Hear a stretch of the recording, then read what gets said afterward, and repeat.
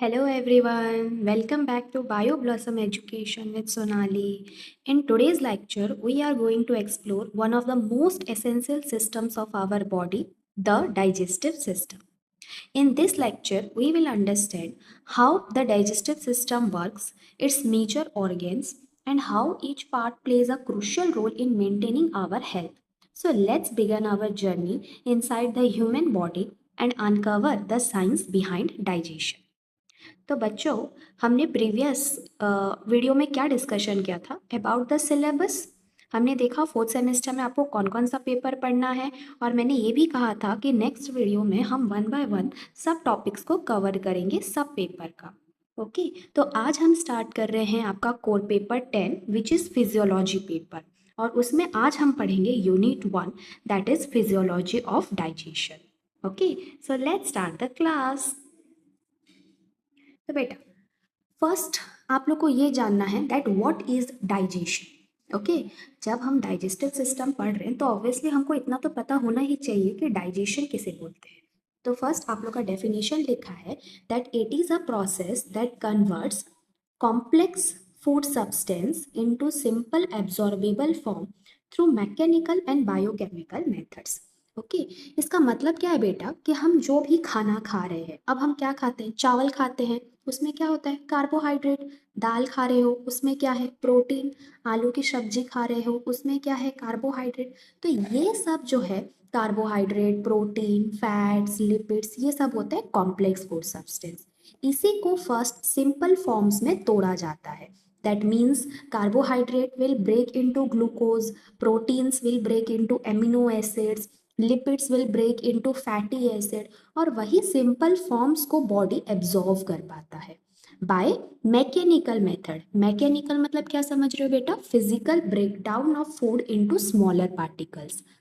For example teeth, teeth क्या कर रहा है, फिजिकली फूड पार्टिकल्स को तोड़ रहा है, that is mechanical method. And biochemical method क्या होता है बेटा, using enzymes, different types of digestive enzymes, acids, for example hydrochloric acid, ये सब यूज करके कॉम्प्लेक्स मॉलिक्यूल्स के बीच में केमिकल बॉन्ड्स को तोड़ना is biochemical method. Okay, now the digestive system consist of two main parts. First is elementary canal, second are associated glands. तो बेटा यहाँ पे हम लोग पढ़ रहे हैं about human digestive system. Paper is all about human physiology. तो हम जो भी पढ़ेंगे यहाँ पे, जितने भी यूनिट्स हैं, हम सब में ह्यूमंस के ही बारे में डिस्कशन कर रहे हैं। तो अगर हम ह्यूमन डाइजेस्टिव सिस्टम देखें तो उसमें दो चीज़ आती है। पहले तो हो गई एलिमेंट्री कैनाल। अब एलिमेंट्री कैनाल क्या है, तो alimentary canal is a long tube which starts from mouth and ends in anus and it is about 8 to 9 meter long। ये आपको याद रखना है कि the length of alimentary canal is 8 to 9 meter long। And what are associated glands? The associated glands are that glands which are actually not a part of the alimentary canal, but their secretion plays an important role in the process of digestion। Okay, तो आप लोग को अभी घबराना नहीं है, हम दोनों ही चीज के बारे में डिटेल्स पढ़ेंगे वन बाय वन। और एक बात बेटा, ये जो हम पढ़ रहे हैं it is an important long question of this unit. तो लेक्चर थोड़ी बड़ी होगी, आप लोग को विथ पेशेंस हर चीज को समझना है। Okay, next, the wall of the elementary canal has 4 layers। Those from inside out are mucosa. Okay, पहले मैं आप लोग को डायग्राम दिखा देती हूँ।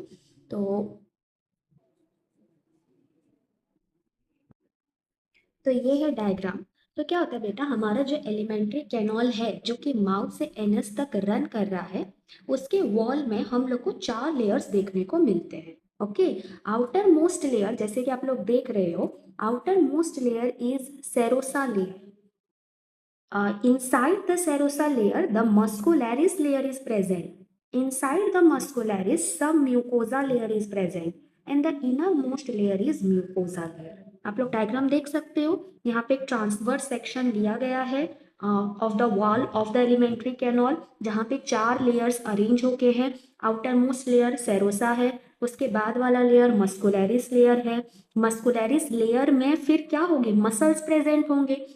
उसके इनर साइड में सर्कुलर मसल्स रहते हैं, आउटर साइड में longitudinal muscles are present. Then the layer, third number layer is submucosa, and the innermost fourth number layer, ये जो देख रहे हो आप, that is mucosa. और उसके अंदर क्या है, the space और the cavity, जिसको कि हम बोल रहे हैं lumen. ओके तो वही चीज यहाँ पे 1 by 1 लिखा है. फर्स्ट लिखा है इनर मोस्ट लेयर जो है दैट इज म्यूकोसा, और इनर मोस्ट लेयर म्यूकोसा के फिर 3 पार्ट्स दिए हुए हैं. फर्स्ट पार्ट है mucus membrane. Okay mucus membrane का काम क्या होगा बेटा, म्यूकस सिक्रेट करेगा. It is a layer of surface epithelium, और अलग अलग parts of the elementary canal में अलग अलग हिसाब से ये लेयर थोड़ा मॉडिफाइड हुआ रहता है for the purpose of protection, secretion and absorption. Okay in many parts it shows glands. तो आप लोग को एक चीज याद रखनी है कि जितने भी डाइजेस्टिव ग्लैंड्स हैं सब म्यूकस मेम्ब्रेन में ही प्रेजेंट रहते हैं, यानी म्यूकोजा लेयर में ही प्रेजेंट रहते हैं. Okay all the glands, all the projections, for example आपके स्मॉल इंटेस्टाइन में कौन सा प्रोजेक्शन रहता है, विली. तो ये सारे जितने भी प्रोजेक्शंस हैं या जितने भी ग्लैंड्स हैं सब म्यूकोजा लेयर में प्रेजेंट रहते हैं, except one gland which is Brunner's gland. आपको ये चीज याद रखनी है, ऑब्जेक्टिव क्वेश्चन में वेरी इंपॉर्टेंट आ सकता है. Except one gland which is Brunner's gland which is a part of duodenum. खाली ये जो है this is submucosal. That means खाली यही एक ऐसा ग्लैंड है जो कि सबम्यूकोजा लेयर में प्रेजेंट रहता है. इसके अलावा बाकी सारे glands and projections mucosa layer में प्रेजेंट होते हैं. ओके उसके बाद नेक्स्ट है लेमिना प्रोप्रिया. लेमिना प्रोप्रिया क्या है बेटा, कनेक्टिव टिश्यू लेयर है जो कि म्यूकोजा को सपोर्ट कर रहा है. And the third part is muscularis mucosa, जो कि एक लेयर है स्मूथ मसल्स का. एंड कुछ रीजन्स में, कुछ पार्ट्स में तो ये बहुत प्रोमिनेंटली विजिबल रहता है, बट कुछ पार्ट्स में ये विजिबल नहीं रहता है. Okay then the next layer हम लोग कहाँ से देख रहे हैं, इनसाइड टू आउटसाइड हम लोग देख रहे हैं. तो इनसाइड मोस्ट म्यूकोजा, उसके बाहर वाला लेयर कौन सा हो जाएगा, submucosa. Okay submucosa is again a thick layer of connective tissue, और इसका काम क्या है बेटा, it provides distensibility and elasticity. That means it helps to expand, to stretch out. और इस लेयर में प्रेजेंट रहते हैं blood vessels, lymph vessels, nerve plexuses and many structures related to immune system. Okay then the third layer is muscularis externa. नाम से ही पता चल रहा है it is a smooth muscle layer, और इसके फिर 2 लेयर्स रहते हैं, हमने डायग्राम में देखा. इनर लेयर में सर्कुलर मसल्स प्रेजेंट हैं, आउटर लेयर में लॉन्गिट्यूडिनल मसल्स प्रेजेंट हैं. और ये लेयर क्या हेल्प करता है बेटा, तो जैसे कि इसमें मसल्स प्रेजेंट है तो ऑब्वियसली ये मूवमेंट में हेल्प करेगा, मोटिलिटी प्रोवाइड कर रहा है to the elementary canal. And the outermost covering is serosa. It is a thin layer of connective tissue which is covered by mesothelial cell layer. Okay. Then next, this is the structural organization of the digestive system. तो इसमें हम लोग first start क्या कर रहे हैं बेटा, alimentary canal से. हमको 2 चीज पढ़ना है, एक तो हो गया एलिमेंट्री कैनल, एक हो गया एसोसिएटेड ग्लैंड. तो यहाँ हम स्टार्ट कर रहे हैं about the elementary canal. Elementary canal को ही बेटा क्या बोला जाता है, गैस्ट्रो इंटेस्टिनल ट्रैक्ट, और आप लोग बोल दोगे GIT, या फिर आप लोग उसको डाइजेस्टिव ट्रैक्ट भी बोल सकते हैं. ओके क्या है ये, तो ये एक ट्यूबुलर स्ट्रक्चर है जो कि रन कर रहा है through the middle of the body. That means from the mouth to the anus it is running. Okay and उसका लेंथ मैंने ऑलरेडी बोला 8 to 9 metre long. Then it includes the following organs, mouth, उसके बाद क्या आएगा बेटा, pharynx, oesophagus, stomach, small intestine, large intestine, and last में क्या आ जाएगा बेटा, anus. Okay then small intestine के फिर 3 पार्ट्स हैं, ड्वेडेनम, जेजुनम, इलियम. लार्ज इंटेस्टाइन के भी सिमिलरली 3 पार्ट्स हैं, caecum, caecum, colon and rectum. Okay, appendix is not actually a part of large intestine, but it is present in the region of large intestine. Okay, appendix actually में क्या होता है बेटा, तो appendix is a vestigial organ in our body. Vestigial organ मतलब क्या होता है, नॉन फंक्शनल. दैट मीन्स हमारे एंसेस्टर्स में तो ये ऑर्गन फंक्शनल था, बट हमारे बॉडी में इट इज नॉन फंक्शनल, इसका कोई काम नहीं है, still it is present in the body. Okay then this is the diagram of the human digestive system. तो आप लोग देख पा रहे हो डायग्राम क्लियरली. तो the first structure is the mouth.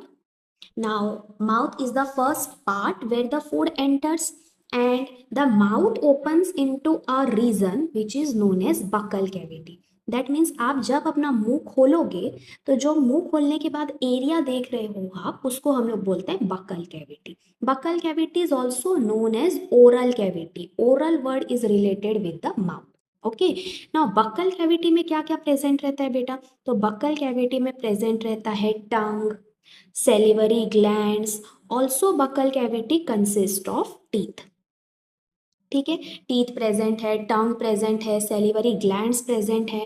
Total में there are 3 pairs of salivary glands that are present in the buccal cavity. Okay, the 3 pairs are parotid gland, sublingual gland, submandibular gland.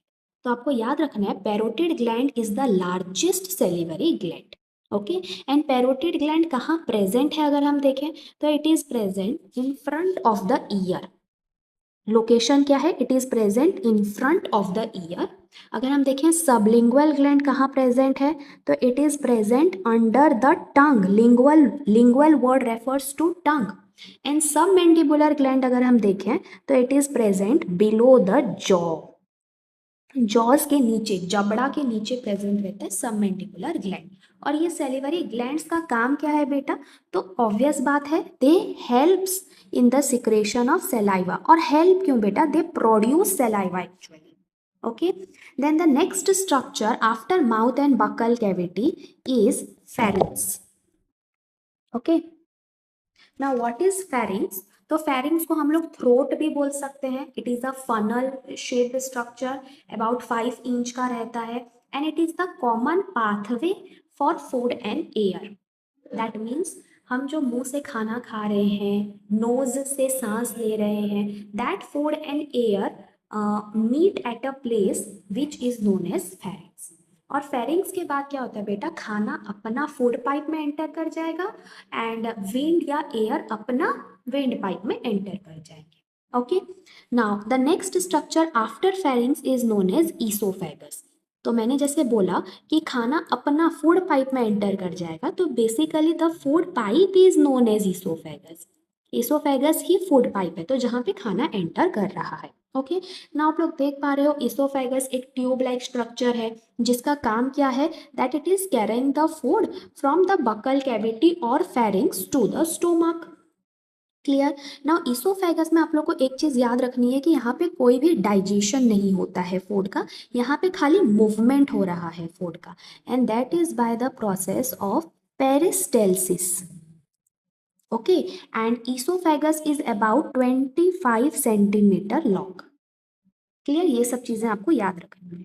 Then the next structure after oesophagus is stomach. तो stomach क्या बेटा? एक bag like structure है जिसमें खाना आ रहा है. About 3 to 4 hours खाना वहाँ पे रहता है, खाना का डाइजेशन होता है. Clear? Then after stomach the food passes to small intestine. Small intestine के फिर 3 पार्ट्स हैं बेटा, ड्वेडेनम, जेजुनम, इलियम. सबका हम लोग पढ़ेंगे डिटेल. अब स्मॉल इंटेस्टाइन का एरिया आप लोग देख पा रहे हो ना, ये पूरा एरिया इनसाइड में जो हाईली कॉइल्ड फॉर्म में है that is small intestine. And after small intestine the food passes to large intestine. अब देखो बेटा, स्मॉल इंटेस्टाइन का नाम तो स्मॉल है but the length is more. यहाँ पे जो ट्यूब्स है उसके लेंथ ज़्यादा रहते हैं as compare to large intestine. But the name is small intestine because the diameter of the tube is less as compared to the diameter of the tubes of large intestine. Okay, in fact आप बोल सकते हो पूरे elementary canal में सबसे largest length small intestine का ही रहता है. तो आपको ये चीज़ मतलब अच्छे से समझनी है कि स्मॉल इंटेस्टाइन में जो ट्यूब्स हैं उनका लेंथ ज़्यादा है बट उनका डायमीटर कम है, इसीलिए वो जगह को हम लोग स्मॉल इंटेस्टाइन बोल रहे हैं. And vice versa is for large intestine. Okay, then large intestine के भी 3 पार्ट्स हैं. फर्स्ट हो गया caecum, then colon and then rectum. Okay, तो एक सेकेंड मैं ये जगह थोड़ा रब कर देती हूँ तो आप लोग को अच्छे से दिख पाएंगे चीज़ें. तो स्मॉल इंटेस्टाइन में खाना आया. नाउ स्मॉल इंटेस्टाइन का जो इलियम रीजन है that means this region connects with the region of large intestine which is caecum. Okay, यहाँ से इलियम से खाना चले जाएगा सीकम के पास. Then this region is caecum. Caecum will continue into colon. अब कोलोन के भी डिविजन्स हैं। ये जो कोलोन है जो नीचे से ऊपर जा रहा है उसको हम बोलते हैं ascending colon, this is transverse colon. फिर जो नीचे आ रहा है उसको हम बोलेंगे डिसेंडिंग कोलोन। और यहाँ पे कोलोन एक एस शेप स्ट्रक्चर फॉर्म कर देता है जिसको हम बोलते हैं sigmoid colon. Okay, transverse, ascending, descending and sigmoid colon. Clear. Now यहाँ पे जो सीकम प्रेजेंट है, सीकम का एक एंड तो कोलोन से कनेक्ट कर रहा है, बट एक एंड जो है that is blind end. Okay, and that blind end of caecum is known as appendix. वहीं पे हमारा vestigial organ appendix is present. Okay, ना जैसे मैंने कहा अपेंडिक्स तो हमारे केस में नॉन फंक्शनल है, बट कभी कभार क्या होता है बेटा कि कुछ फूड पार्टिकल्स या वाटर एंटर कर जाते हैं into appendix by mistake, and in that case क्या होता है अपेंडिक्स का इन्फ्लामेशन हो जाता है जिसको हम लोग फिर बोलते हैं अपेंडिसाइटिस, जिसका फिर सर्जरी किया जाता है। Okay, then the last structure is anal canal and anus, जहां से undigested food particles will be pass. Okay, तो आई होप आप लोग को डायग्राम क्लियरली समझ आ गया होगा ह्यूमन डाइजेस्टिव सिस्टम का। अगर हम पाथवे देखें कि how food is travelling inside our body, तो क्या होगा बेटा, mouth, then buccal cavity, then pharynx, then esophagus, then stomach, small intestine, large intestine, and anus. Okay, and और उसके बाद नेक्स्ट स्ट्रक्चर आप लोग का क्या है बेटा, एसेसरी ग्लैंड्स। तो मैंने तो बोला ऑलरेडी कि एसेसरी ग्लैंड्स बोल लो या ऑर्गेन्स बोल लो, ये लोग ऐसे ऑर्गेन्स हैं विच लाई आउटसाइड द वाल digestive tract, that means alimentary canal के बाहर में प्रेजेंट रहते हैं, बट इनके जो सिक्रेशंस हैं they are carried through their respective ducts to the tract. Means इनके जो भी सिक्रेशंस हैं वो एलिमेंट्री कैनाल में आते हैं bye the help of their respective ducts. And some of the accessory organs or glands which are taking part in digestion are the salivary glands, pancreas, liver and gallbladder. Okay, इसके बारे में भी details हम पढ़ेंगे, but first हम start कर रहे हैं with the detail study of the elementary canal, जो हम ऑलरेडी डायग्राम के थ्रू समझ चुके हैं। यहाँ पे बस लिखा है पॉइंट वाइज, आप लोग को समझना है। ओके, फर्स्ट स्ट्रक्चर क्या है, mouth. Now what is mouth? So it is a transverse slits-like opening bounded by soft movable upper lip and lower.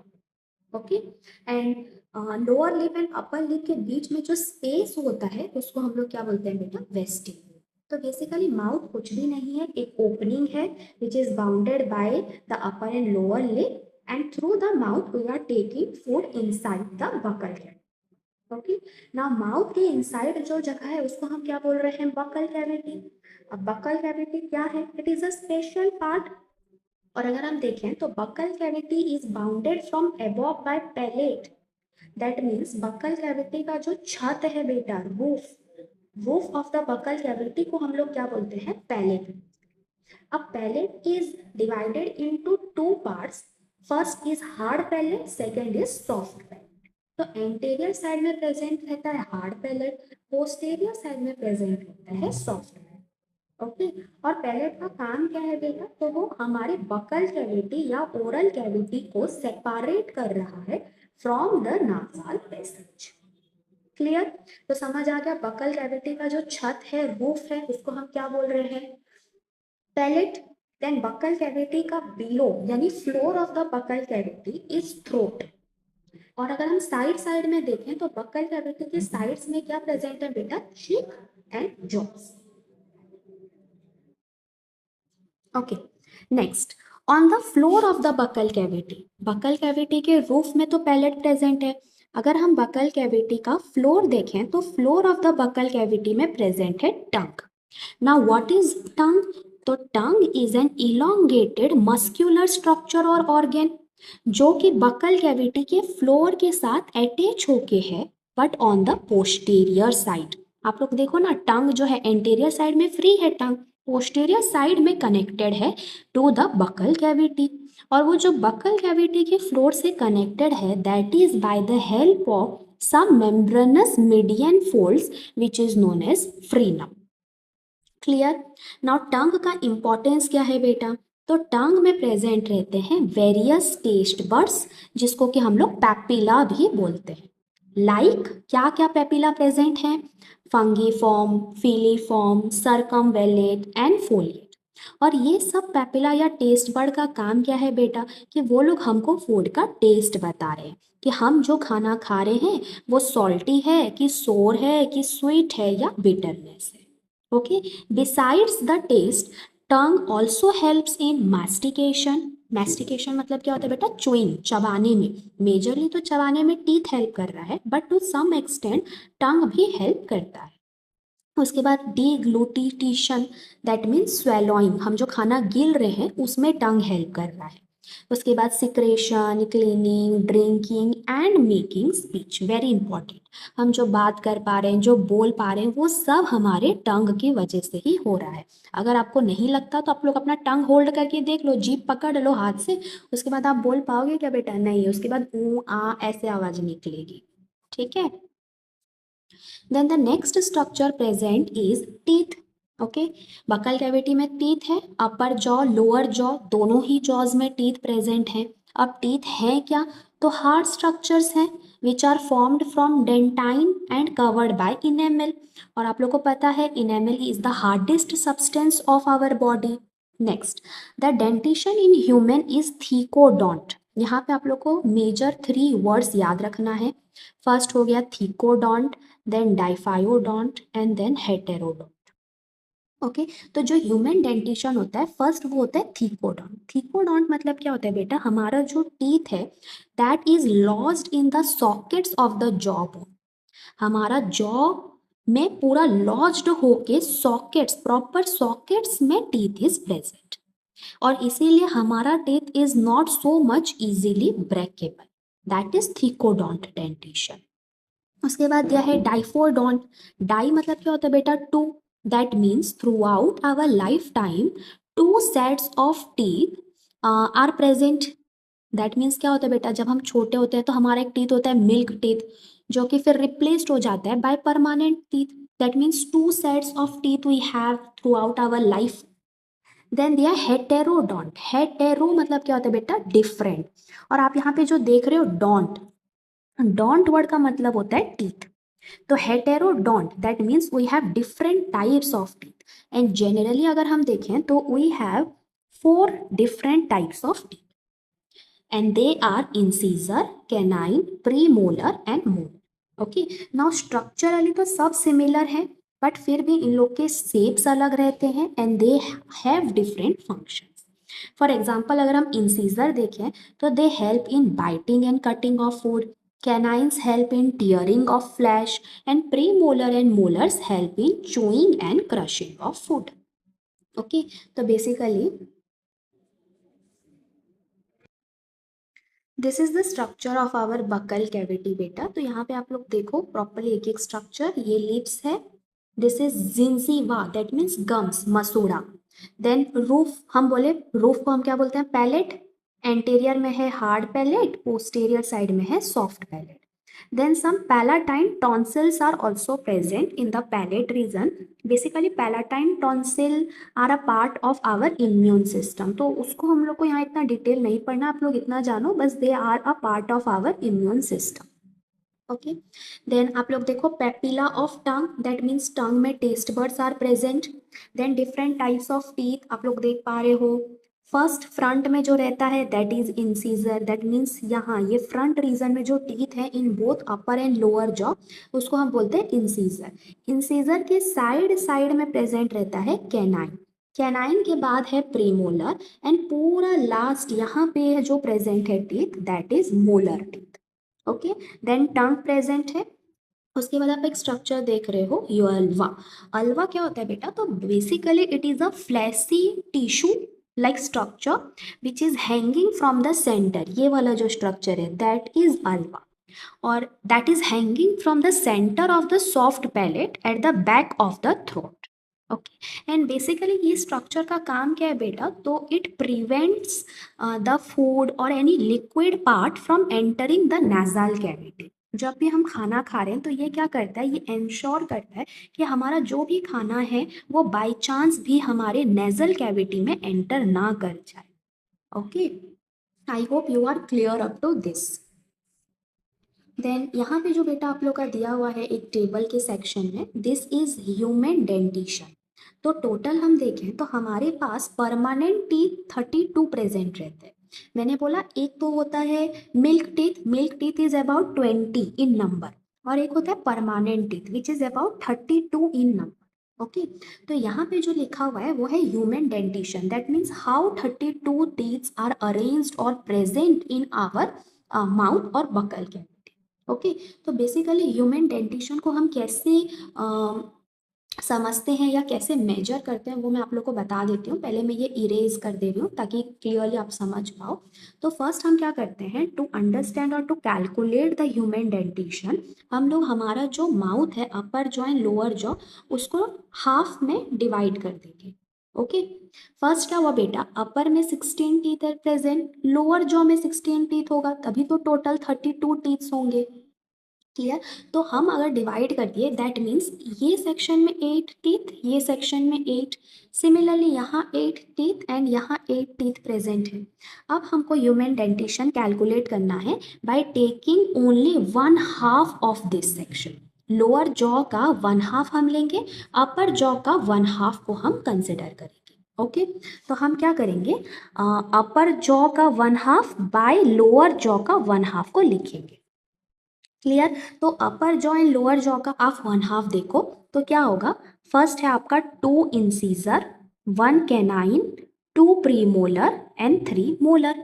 Same lower jaw में भी ऐसा ही है, 2 incisor, 1 canine, 2 premolar and 3 molar. समझ आ रहा है कि नहीं, एक बार मैं यहाँ रफ कर देती हूँ और आप लोग को दिखाती हूँ।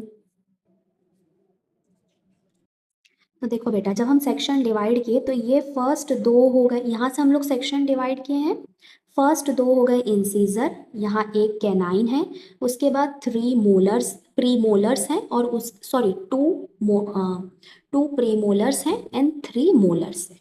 ओके, ऐसा ही अपर जॉ में भी है, लोअर जॉ में भी है, तो उस हिसाब से यहाँ जितने हैं, यहाँ इस सेक्शन में जितने हैं वही चीज इस सेक्शन में भी है, सिमिलरली अपर जॉ में भी होंगे।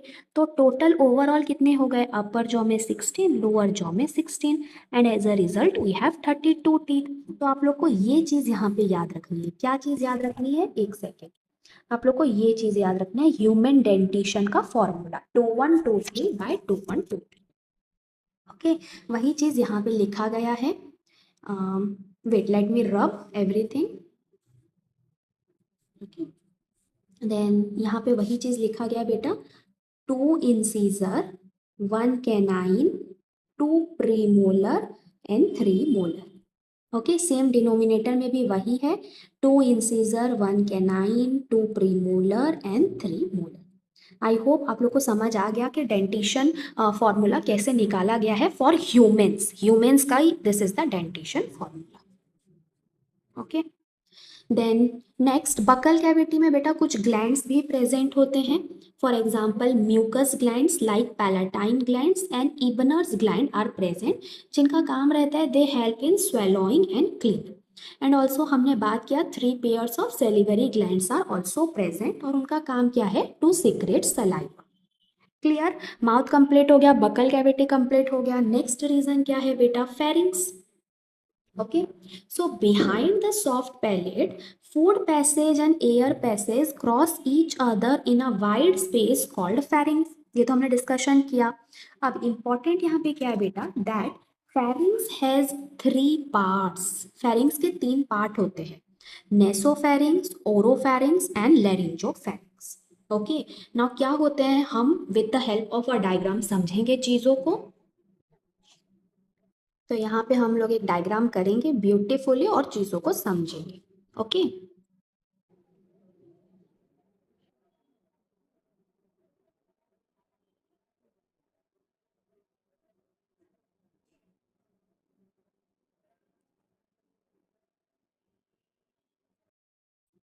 Okay, so basically this is your नासाल cavity and this is your buckle cavity और ओरल कैविटी। ठीक है, तो नासाल कैविटी से हम लोग क्या ले रहे हैं, एयर ले रहे हैं। ओरल कैविटी से हम लोग क्या लेंगे, फूड भी लेंगे, एयर भी लेंगे। अब माउथ से तो खाली खाना नहीं, हवा भी जा सकता है ना बेटा, पर नाक से तो सिर्फ हवा ही जाएगा, खाना नहीं जा सकता। ठीक है। तो अब यहाँ पे जो रीजन प्रेजेंट है which is just in front of the nasal cavity, वो रीजन को हम बोलते हैं नेसोफेरिंग्स। मीन्स फेरिंग्स का वो पार्ट, वो रीजन जो नाजल कैविटी के सामने प्रेजेंट है। सेम फेरिंग्स का वो रीजन जो ओरल या बक्कल कैविटी के सामने प्रेजेंट है, उसको हम लोग क्या बोल देंगे? ओरोफेरिंग्स। क्लियर। अब नेजोफेरिंग से क्या पास होगा बेटा? जैसे बोला सिर्फ एयर पास होगा, बट ओरोफेरिंग से क्या पास होगा? फूड भी पास हो सकता है, प्लस एयर भी पास हो सकता है, कोई दिक्कत ही नहीं है यहाँ पे। उसके बाद जो रीजन लैरिंग्स के पास होगा, लैरिंग्स मतलब समझ रहे हो ना, जहाँ हमारे वोकल कॉर्ड्स प्रेजेंट होते हैं, वो रीजन को हम क्या बोल देंगे? लैरिंजोफेरिंग्स। वेरी इजी टू अंडरस्टैंड, है ना? Okay, now laryngopharynx has two openings. Okay, one opening is known as glottis and one opening is known as gullet. Okay, glottis opening will continue into windpipe, या जिसको हम लोग air pipe बोलते हैं, या जिसको हम लोग ट्रैकिया भी बोल सकते हैं। मतलब glottis will continue in the trachea region. Gullet is the opening of food pipe और ईसोफेगस। समझ रहे हो कि नहीं बच्चों? क्या बोले? Gullet is that tube through which food passes into the food pipe and glottis is the region where air passes into windpipe. अब ये जो ग्लॉटिस है ना बेटा, ये ग्लॉटिस के ऊपर प्रेजेंट रहता है एक कार्टिलेजिनियस फ्लैप लाइक कवरिंग, जिसको बोला गया है एपीग्लॉटिस। मतलब एक ढक्कन जैसा कोई स्ट्रक्चर प्रेजेंट रहता है, आप लोग समझो, ग्लॉटिस के ऊपर, जिसको हम बोल रहे हैं एपीग्लॉटिस। ये एपीग्लॉटिस क्या करता है ना बेटा, जब हम लोग खाना खा रहे हैं तो ये एपीग्लॉटिस ग्लॉटिस को कवर कर देता है। ग्लॉटिस क्या है? ओपनिंग है विंड पाइप का, तो उस ओपनिंग को एपीग्लॉटिस बंद कर देगा, सो दैट हमारा खाना बाई चांस भी विंड पाइप में एंटर ना हो और सिर्फ फूड पाइप में ही एंटर करे। क्योंकि अगर विंड पाइप में खाना एंटर हो गया तो the nasal passage will be choked and मर जाएंगे बेटा उसके बाद हम। ठीक है। आई होप आप लोग को ये चीज़ समझ आई होगी। थोड़ी सी हैंड राइटिंग आप लोग को लग रहा होगा मैडम की हैंड राइटिंग इतनी गंदी है क्या बेटा? तो नहीं, मेरी हैंड राइटिंग बहुत अच्छी है। बट आप लोग ये चीज़ को थोड़ा समझो कि यहाँ पे लिखना थोड़ा डिफ़िकल्ट होता है और उसके कारण ही हैंड राइटिंग थोड़ी ऐसी दिखती है बेटा। ठीक है। तो यहाँ पे वही लिखा है कि फेरिंग्स के 3 पार्ट हैं। फर्स्ट हो गया नेजोफेरिंग्स, जो कि एंटीरियर पार्ट है, और नेजोफेरिंग्स में पेयर ऑफ ओपनिंग्स रहते हैं जिसको हम बोलते हैं स्टैचियन ट्यूब, और एक लिम्फॉइड टिश्यू प्रेजेंट रहता है जिसको हम बोलते हैं tonsil. Basically tonsil is again a part of our immune system. Okay. और स्टैचियन ट्यूब का बात करूं बेटा, तो ये एक लॉन्ग स्ट्रक्चर रहता है which is connecting our middle ear to our nasopharynx. Primarily इस ट्यूब का फंक्शन रहता है to balance pressure inside our ear. Then posteriorly अगर हम देखें तो ओरोफेरिंग्स प्रेजेंट है। उसके बाद हम देखें तो लैरिंजोफेरिंग्स प्रेजेंट है, जिसके 2 ओपनिंग है। एक हो गया गलेट जो कि पीछे की तरफ रहता है, एक हो गया ग्लॉटिस जो कि आगे की तरफ रहता है। और glottis is the opening of wind pipe, gullet is the opening of food pipe. और ग्लॉटिस को ही एक कार्टिलेजिनियस फ्लैप कवर करके है जिसका नाम है epiglottis. Clear? Okay. Then after pharynx, the next structure is esophagus. Basically जो कि हमारा food pipe है, and it is the long narrow muscular tube which start from gullet, okay, passes through neck and enters into the thoracic cavity and pierces the diaphragm through cardiac orifice to enter into the stomach. Basically oesophagus एक long tube है जो कि फेरिंग से start हो रहा है and stomach में enter कर रहा है। ओके। नाउ थोरासिक कैविटी क्या है बेटा? तो हमारा जितना भी चेस्ट रीजन है उसको हम बोलते हैं थोरासिक कैविटी। ओके। एक सेकेंड। जैसे suppose if this is our body, तो हमारे बॉडी में 2 कैविटी प्रेजेंट रहते हैं। एक कैविटी हो गया चेस्ट कैविटी जिसको हम बोलेंगे थोरासिक कैविटी। एक कैविटी हो गया जहाँ पे हमारा स्टोमक प्रेजेंट रहता है जिसको हम बोलेंगे abdominal cavity. And in between both the cavities there is a dome like structure dome और सेमी सर्कल लाइक स्ट्रक्चर जिसको बोला जाता है डायफ्राम। तो बेसिकली डायफ्राम का काम रहता है, it separates the thoracic cavity and abdominal cavity. तो इसोफेगस स्टार्ट तो हो रहा है थोरासिक कैविटी से बेटा, बट जाना कहाँ है, एब्डोमिनल कैविटी स्टोमक के पास जाना है। तो बेसिकली ये क्या कर रहा है, डायफ्राम को पियर्स करते हुए उसको उसके अंदर से घुसते हुए वो एब्डोमिनल कैविटी तक पहुंच रहा है। I hope you are clear. Then the next structure is stomach. Oesophagus कहाँ लेके जा रहा है खाना को बेटा, अब इसोफेगस में कोई डाइजेशन नहीं होता है, इसोफेगस में कोई ग्लैंड्स भी नहीं है, वो सिर्फ एक पैसेज है जो कि खाना को कैरी कर दे रहा है। और जैसे कि मैंने स्टार्टिंग में ही बोला था कि इसोफेगस में फूड पास हो रहा है by the process of peristalsis. Peristalsis बेटा क्या होता है, peristalsis is the alternate contraction and relaxation of the wall of the oesophagus so that food is coming down the esophagus. Okay, then next structure stomach है। Stomach क्या है बेटा, J shaped bilobed sac present transversely below the diaphragm, diaphragm के just नीचे transverse position में present है। Okay, तो आप लोग को मैं डायग्राम दिखा देती हूँ स्टोमक का। This is basically the stomach. Okay, तो आप लोग यहाँ पे देख पा रहे हो, first is oesophagus, oesophagus food लेके आ रहा है एंड एंटर कर जा रहा है स्टोमक में। तो आप लोग देख रहे हो स्टोमक का शेप कैसा है बेटा, इंग्लिश अल्फ़ाबेट कैपिटल जे की तरह शेप है। क्लियर।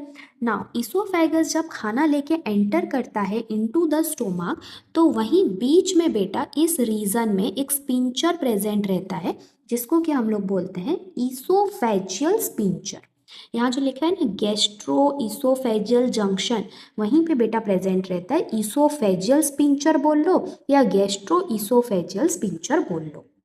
क्लियर। अब स्पिंचर क्या होता है बेटा, तो sphincter is like a valve, जैसे हमारे हार्ट में वाल्व्स होते हैं ना, तो स्पिंचर भी वाल्व के जैसा एक स्ट्रक्चर है जो कि क्या करते हैं, जिसका काम क्या है बेटा कि जब इसोफेगस से फूड पास होकर स्टोमक में आ जाएगा तो that sphincter will be closed so that the food can not return back to the oesophagus. आप लोग कंसिडर करो स्पिंचर को एक डोर लाइक स्ट्रक्चर, दरवाजा है बेटा, जो खुला तो सामान अंदर आ गया, फिर वो दरवाजा बंद हो गया सो दैट सामान फिर बाहर को ना जा पाए। क्लियर। उसके बाद अगर हम स्टोमक को देखें तो stomach is divided into 4 regions. Okay, first है fundus, second is body of the stomach and third is pylorus. Basically तो 3 पार्ट्स ही रहते हैं, फंडस, बॉडी, पाइलोरस। कुछ बुक्स में दिए रहते हैं कि वो 4 पार्ट्स में डिवाइडेड है और one of that part is cardia, but cardia and fundus is मोटा मोटी the same region. Clear. Then आप लोग देखो pylorus continues into the duodenum which is the part of small intestine. Clear. अब pylorus जहाँ end हो रहा है वहीं पे और एक स्पिंचर प्रेजेंट है जो कि है पाइलोरिक स्पिंचर। उसका काम भी सेम ही है बेटा कि वो क्या करेगा, खाना को स्टोमक से पास कर देगा इनटू duodenum और उसके बाद वो स्पिंचर बंद हो जाएगा सो दैट वापस खाना duodenum से स्टोमक में ना आ सके। क्लियर। ओके, देन यहाँ पे क्या लिखा है बेटा, एक चीज, एक curve called incisura angularis present on the anteriorly lesser curvature imparts the shape to the stomach। इसका मतलब क्या हुआ बेटा, आप लोग यहाँ पे देखो स्टोमक को, तो ये जो रीजन है this is lesser curvature region और this is greater curvature region लिखा हुआ भी है।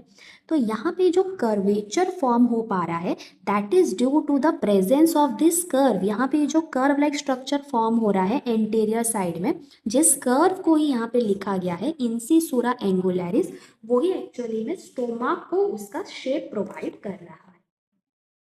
क्लियर। देन उसके बाद क्या लिखा है बेटा कि 3 जोन्स प्रेजेंट हैं। फर्स्ट जोन जो है उसको हम लोग कार्डिया या कार्डियक और फंडस बोलते हैं, मिडिल पार्ट को बॉडी बोलते हैं एंड पोस्टेरियर पार्ट जो कि थोड़ा नैरो है उसको हम लोग पाइलोरस बोलते हैं। अब नॉर्मल कैपेसिटी स्टोमक का है 1.5 लीटर और स्टोमक में खाना अबाउट 3 to 4 आवर्स तक प्रेजेंट रहता है, ये भी याद कर लो आप लोग। क्लियर। नेक्स्ट पॉइंट, अब इसोफेगस क्या कर रहा है, खाना लेके आ रहा है, कहाँ ओपन हो रहा है, फंडस में विच is the first part of the stomach. Through cardiac sphincter.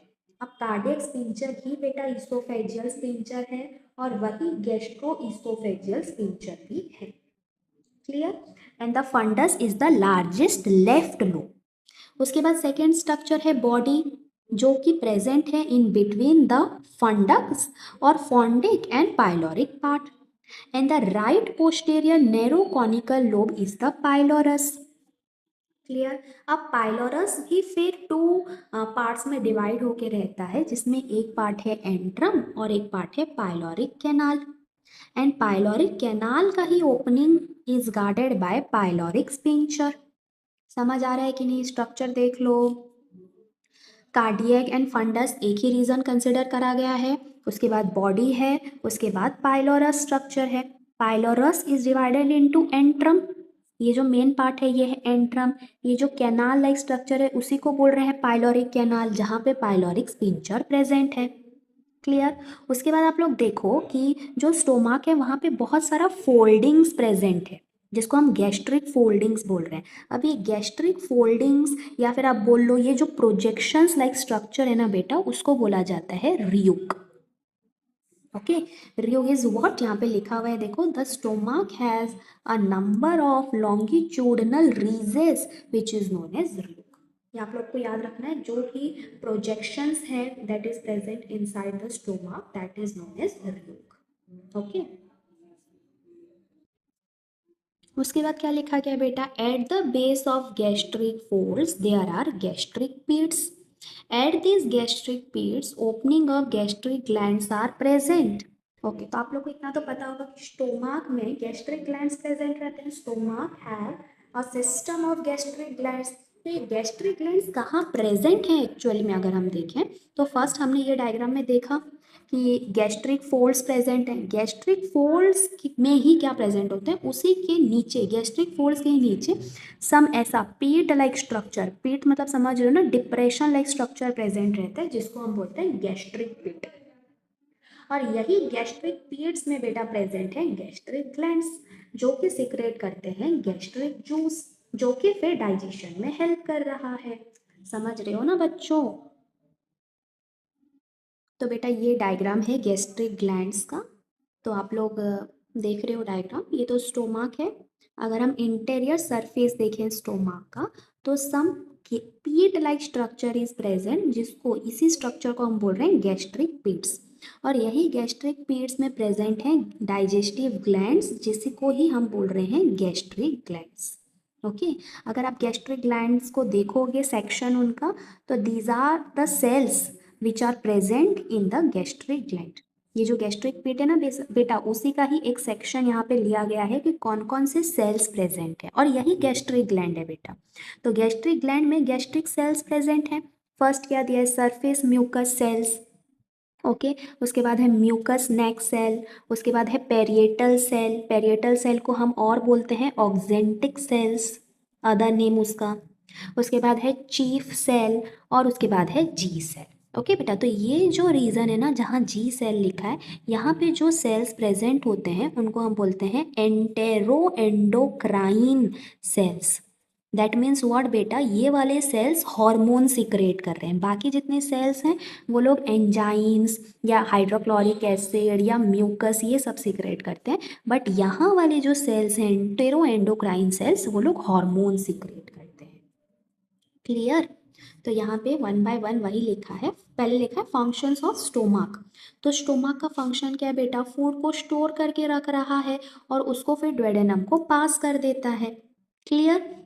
उसके बाद है, और क्या हो रहा है स्टोमक में, mechanical digestion and mixing of food.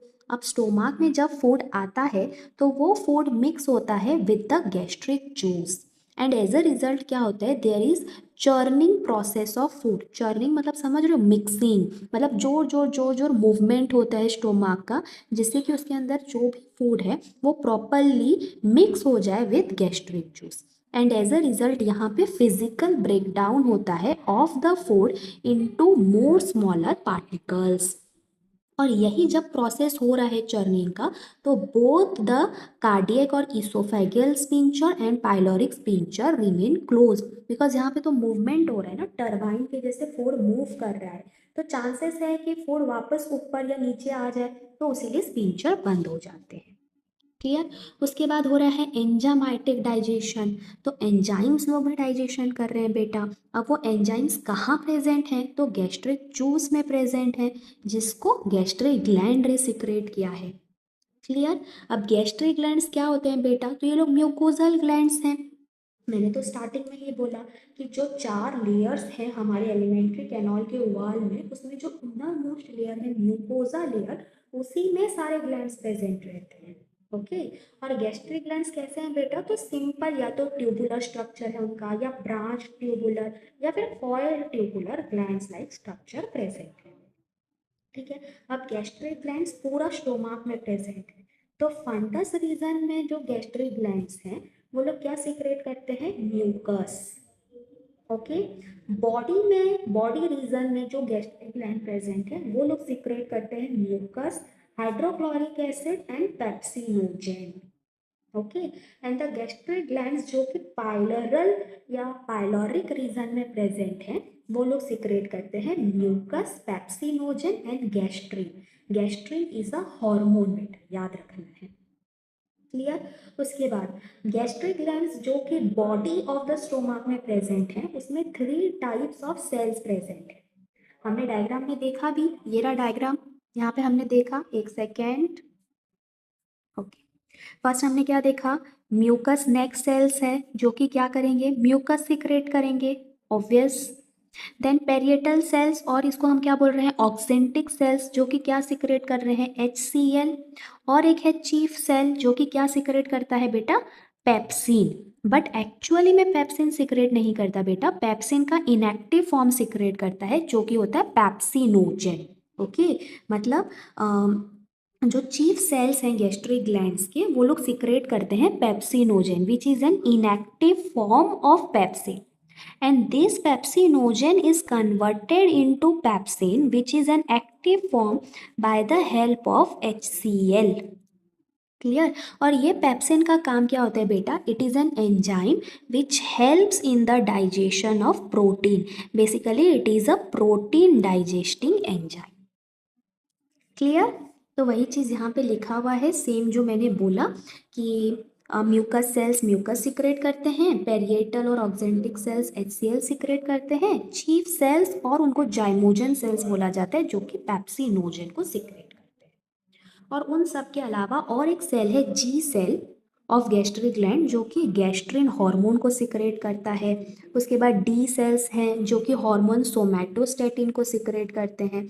And एंटेरोक्रोमाफिन like sales हैं जो कि हिस्टामिन को सिक्रेट करते हैं। ओके। बट ये सब एंजाइम्स नहीं है, ये सब हॉर्मोन्स हैं बेटा। Clear. Means basically they are endocrine part of the stomach. So let's move forward. तो यहाँ पे सब चीज़ जितना भी सिक्रेशन हुआ है फ्रॉम द स्टोमक, सबका फंक्शन लिखा हुआ है। फर्स्ट लिखा है म्यूकस। म्यूकस का फंक्शन क्या बेटा, एक लुब्रिकेंट जैसे काम कर रहा है और हेल्प करता है to prevent any mechanical damage to stomach wall. अब क्या हो रहा है बेटा, क्योंकि स्टोमक में हाइड्रोक्लोरिक एसिड प्रेजेंट है, तो ऑब्वियसली स्टोमक का जो एनवायरनमेंट है वो तो एसिडिक हो जाएगा। तो उस एसिडिक नेचर के कारण स्टोमक का वॉल भी डिसॉल्व हो सकता है।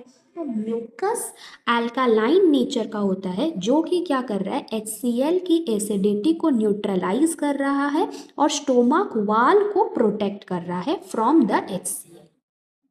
ओके। एंड अगर हम देखें तो स्टोमक के वॉल में layer of thick mucus is present which is secreted by the epithelial cells of the stomach, and it does not allow the digestive enzyme pepsin to come in contact with stomach wall। also ये क्या कर रहा है बेटा, pepsin जो produce हो रहा है एंजाइम, उसको भी स्टोमक वॉल से दूर रखता है। उसके बाद HCl का फंक्शन क्या है बेटा, तो मैंने बोला पेप्सिन एक प्रोटीन डाइजेस्टिंग एंजाइम है, बट वो अपने इनएक्टिव फॉर्म पेप्सिनोजन में सिक्रेट होता है। तो HCl का काम क्या है कि वो पेप्सिनोजन को पेप्सिन में कन्वर्ट करता है। क्लियर। अब पेप्सिन को काम करने के लिए एसिडिक एनवायरनमेंट का दरकार है, और वो एसिडिक एनवायरनमेंट कौन क्रिएट कर रहा है बेटा, HCl। क्लियर। अब हमारा जो बकल कैविटी है जिसमें सेलिवरी ग्लैंड सेलाइवा सिक्रेट कर रहे हैं, तो सेलाइवा में ही बेटा एक एंजाइम प्रेजेंट होता है जिसको हम बोलते हैं सेलिवरी लाइसोजाइम्स। ओके, और लाइसोजाइम का काम क्या होता है बेटा? It kills microorganisms. Along with that salivary lysozyme it also kills microorganisms which are present in the ingested food. Okay, then next point क्या लिखा है? It inhibits the action of salivary amylase. Salivary amylase is also present in saliva and it is an enzyme which helps in the digestion of carbohydrate. Okay, तो क्या करता है? Salivary amylase की action को stop करता है HCl. The action of salivary amylase may continue in the core region of the ingested food in stomach, but as soon as it comes in contact with HCl, it is inhibited. Okay, then next क्या है बेटा? Functions of pepsin. तो pepsin क्या है? मैंने बोला एक protein digesting enzyme है जो कि अपनी इनएक्टिव फॉर्म पेप्सिनोजेन में सिक्रेट होता है। अब प्रोटीन डाइजेस्टिंग एंजाइम है तो प्रोटीन को ही डाइजेस्ट करेगा। ऑल्सो ये क्या करता है? प्रिवेंट्स करता है self digestion of chief cells and gastric glands. और जो इनएक्टिव पेप्सिनोजन है वो सिंथेसाइज्ड होता है चीफ सेल में। ये तो हमने पढ़ा कि चीफ सेल सिंथेसाइज करते हैं पेप्सिनोजन को, but they synthesize it and stored it in small membrane bound vesicle, और वही वेसिकल को बोला जाता है जाइमोजेन ग्रेन्यूल्स। और बिकॉज ये ग्रेन्यूल्स का नाम जाइमोजेन है, चीफ सेल्स को हम जाइमोजेन सेल्स भी बोल सकते हैं। ओके, देन नेक्स्ट है फंक्शन ऑफ गैस्ट्रिन। तो गैस्ट्रिन क्या है? एक प्रोटीनेसियस हार्मोन है जिसको कि गैस्ट्रिक ग्लैंड्स के एंडोक्राइन सेल्स लोग सिक्रेट कर रहे हैं। एंड हार्मोन तो बेटा ब्लड में ही सिक्रेट होता है, और कहाँ एक्ट कर रहा है? गैस्ट्रिक ग्लैंड में एक्ट कर रहा है और उसके सिक्रेशन को बढ़ा दे रहा है। Okay, so next part is small intestine. Now small intestine is a 6 to 7 meter long narrow tube, and it is again divided into three parts, which is duodenum, jejunum and ileum. Also आप लोग को याद रखना है कि small intestine is the longest part of the alimentary canal. तो first part है ड्वेडेनम ना। ड्वेडेनम वही पार्ट है जो कि कंटिन्यू होता है फ्रॉम द स्टोमक, यानी स्टोमक आके अपना जो भी फूड पार्टिकल्स है, सेमी डाइजेस्टेड फूड पार्टिकल्स, उसको किसको देता है? ड्वेडेनम पार्ट को देता है। तो it starts from the pylorus and then it moves towards the right side of it to make a U-shaped lobe. Duodenum का आपको याद रखना, it is a U-shaped lobe and which comes to the left around the pancreas. Okay, then बाकी जितने भी accessory glands हैं small intestine के पास, जैसे कि हो गया लीवर, पेनक्रियास, गॉल ब्लैडर, ये सब अपना सिक्रेशन आके ड्वेडेनम में ही देते हैं, और उनके बाद वो सबका सिक्रेशन ड्वेडेनम में ही फूड को डाइजेस्ट कर रहा है। इसीलिए यहाँ पे लिखा है hepato pancreatic duct opens into it. That means hepato means liver, liver का डक्ट, एंड पेनक्रियास का डक्ट जो एक कंबाइंड डक्ट है हेपेटो पेनक्रियाटिक डक्ट, वो आके ड्वेडेनम में ही ओपन होता है। And duodenum is about 25 centimetre long. And histologically it comprises of 4 layers जो कि हम ऑलरेडी देख चुके हैं, serosa, muscular layer, submucosa and mucosa layer. Okay, now next important thing आपको जो याद रखनी है, दैट इज स्मॉल इंटेस्टाइन या ड्वेडेनम का जो म्यूकोजा लेयर होता है, that is put into many finger like projections which is known as villi. Okay, villi is the finger like projection present in the wall of the small intestine, और वो mucosa layer में रहता है, क्योंकि हमने discussion किया था कि जितने भी ग्लैंड्स हैं एक्सेप्ट ब्रूनर्स ग्लैंड जो कि ड्वेडेनम का ही एक ग्लैंड है, वो सिर्फ सब म्यूकोजल है। बाकी जितने स्ट्रक्चर्स होते हैं, ग्लैंड हो गया, फिंगर लाइक प्रोजेक्शंस हो गए, वो सब म्यूकोजा लेयर में ही प्रेजेंट रहता है। And what is actually the purpose of villi? तो it provides maximum surface area for absorption. Okay, and also there are some tubular glands present in duodenum which are known as crypts of Labarcune and which comprises epithelial and goblet cells. Then next part is jejunum.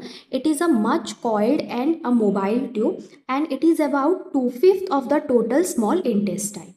And jejunum का भी जो inner wall है, it is thrown into numerous folds जिसको बोला जाता है fold of Kerckring और valvulae conniventes. Last part है इलियम। इलियम लॉन्गेस्ट पार्ट है स्मॉल इंटेस्टाइन का, narrow tubular and coiled structure, और उसका लेंथ है about 2.5 centimetre. And ileum is that part which connects to the large intestine. Large intestine का जो caecum part है उससे इलियम पार्ट ही connect होता है। एंड इलियम के होल लेंथ में आपको देखने को मिलेगा lymphoid pairs patches. Now lymphoid pair patches are part of immune system and they somehow play important role in providing immunity. Okay, so this is the diagram of small intestine.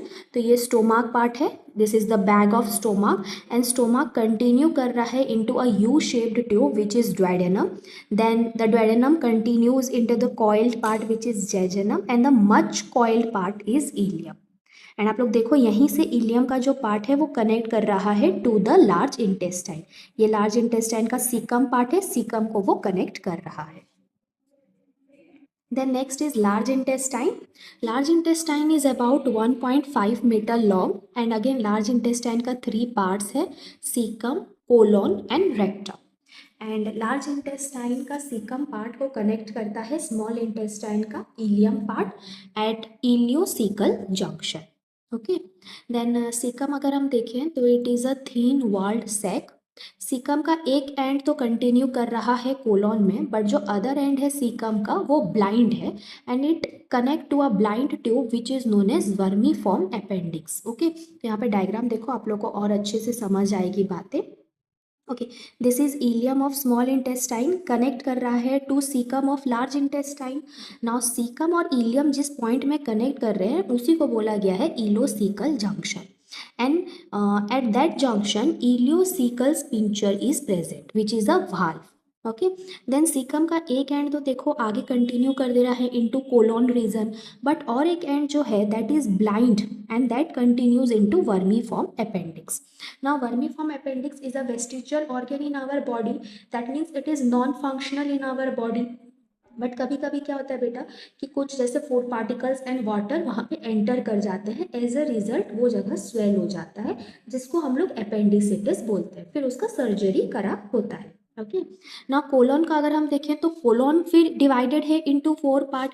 जो ऊपर जा रहा है जो रीजन उसको बोला गया है असेंडिंग कोलोन, देन जो साइड वेज जा रहा है ट्रांसवर्स, नीचे की तरफ आ रहा है डिसेंडिंग, एंड नीचे की तरफ जब आ रहा है बेटा देखो आप लोग एस शेप स्ट्रक्चर में कोलोन फॉर्म हो जा रहा है जिसको बोला गया है sigmoid colon. Then colon continues into a part which is known as rectum.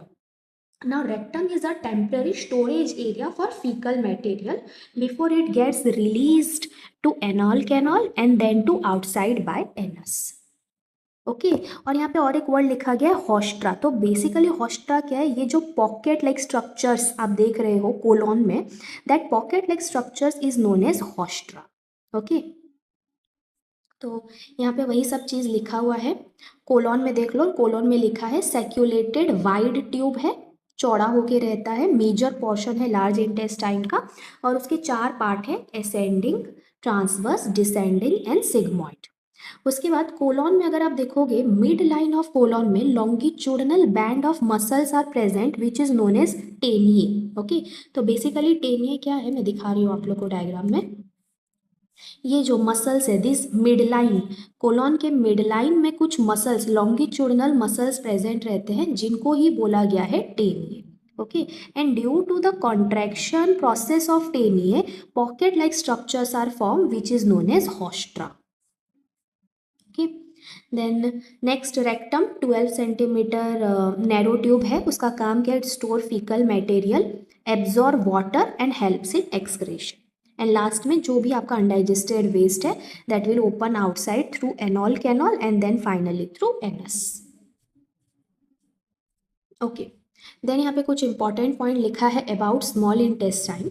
तो स्मॉल इंटेस्टाइन में बेटा कुछ एंटेरो एंडोक्राइन सेल्स प्रेजेंट रहते हैं।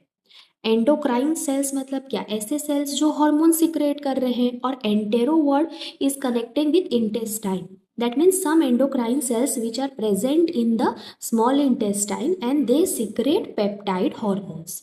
ओके, तो मेजरली अगर हम देखें तो 4 peptide hormones are produced from small intestine which are gastrin, secretin, cholecystokinin and gastric inhibitory peptide. Okay, अच्छा ये जो लिखा है ना बेटा फॉर, ये 4 होगा, FOUR।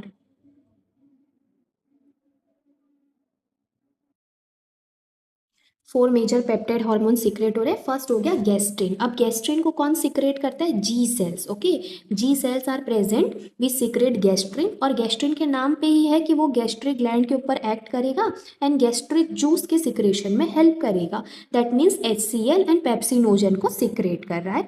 ऑल्सो स्टोमक के मूवमेंट को इंक्रीज कर देता है। अब ये सारे सेल्स यहाँ पे जितने लिखे हुए हैं बेटा सब इंपॉर्टेंट है फ्रॉम शॉर्ट क्वेश्चन व्यू। आपके 1 मार्क क्वेश्चन में ये सब क्वेश्चन आ सकते हैं। नेक्स्ट है सिक्रेटिन हार्मोन, जिसको कि एस सेल सिक्रेट कर रहा है, और इसका काम क्या है बेटा? It increases the secretion of bicarbonate by the duct cells of pancreas and biliary tract, and it also decreases gastric acid secretion. Mainly simple भाषा में कहें तो बिकॉज गैस्ट्रिक जूस क्या कर रहा है कि स्टोमक में एक एसिडिक एनवायरनमेंट क्रिएट कर दे रहा है। उस एसिडिक एनवायरनमेंट को न्यूट्रलाइज करने के लिए सिक्रेटिन हार्मोन काम कर रहा है। वो बाइकार्बोनेट सिक्रेट करके एसिडिक एनवायरनमेंट को अल्कालाइन एनवायरनमेंट की तरफ कन्वर्ट कर रहा है। देन नेक्स्ट इज CCK और cholecystokinin. It stimulates pancreatic secretion, contraction of gallbladder, relaxation of the sphincter of OD. Overall, it allows both bile and pancreatic juice to flow into the intestine lumen. अभी हम ये सब चीज़ देखेंगे बेटा कि ये सब चीज़ें होती कैसे है, बट आप कभी खाली अभी इतना समझो कि ये हार्मोन का काम है कि वो क्या करता है, स्मॉल इंटेस्टाइन में bile juice and pancreatic juice के फ्लो को स्टिमुलेट कर रहा है, और ये हार्मोन को सिक्रेट करते हैं आई cell. Then last is K cells which secrete gastric inhibitory peptide. Obviously नाम में ही है इसका मतलब कि ये क्या करता है, गैस्ट्रिक जूस के सिक्रेशन को इनहिबिट करता है एंड उसके मोटिलिटी को भी इनहिबिट करता है और स्टिमुलेट करता है इंसुलिन के सिक्रेशन। ओके, देन नेक्स्ट, तो यहाँ तक हमारा बेटा एलिमेंट्री कैनाल के सारे स्ट्रक्चर्स कंप्लीट हो चुके हैं। अब हम जो देख रहे हैं वो है एसोसिएटेड ग्लैंड्स। ओके, तो first associated gland is liver. तो लीवर क्या है? लार्जेस्ट ग्लैंड है हमारे बॉडी का और about 1.15 kg in weight, soft solid and chocolate colour. Position क्या है? तो situated behind the diaphragm towards the right side.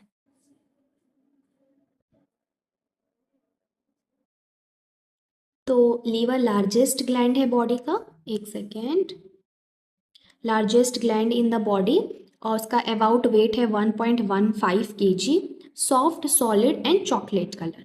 Position क्या है? तो behind the diaphragm towards the right side liver is present. Now liver is divided into 4 lobes, right lobe, left lobe, quadrate lobe and caudal lobe. और liver के ventral side में, just liver के नीचे ventral side में एक और organ present रहता है जिसका नाम है गॉल ब्लैडर। तो आपको क्या चीज़ समझनी है यहाँ पे कि लीवर सिक्रेट करता है बाइल जूस को, बट बाइल जूस को स्टोर करता है gall bladder, and at the time of need the gall bladder releases the bile. Okay, मैं आप लोग को यहाँ पे एक अच्छी तरीके से समझाने की कोशिश करती हूँ हर चीज़। ओके, तो देखो समझना आप लोग चीज़ों को। This is our liver. Okay, तो लीवर को मेजरली हम 2 पार्ट्स में डिवाइड करते हैं, right lobe and left lobe. अब राइट लोब जो है, first this is left lobe, left lobe से निकलेगा left hepatic duct. Hepatic word is used for liver. Okay, तो क्या होगा, मैंने बोला कि लीवर है, लीवर में right side of the liver and left side of the liver. अब लीवर सिक्रेट कर रहा है बाइल जूस, और बाइल जूस को रिलीज कौन करेगा? लीवर का डक्ट, जिसको हम बोल रहे हैं हेपाटिक डक्ट। तो लेफ्ट साइड वाला का लेफ्ट हेपाटिक डक्ट है एंड राइट साइड वाले का क्या होगा? Right hepatic duct.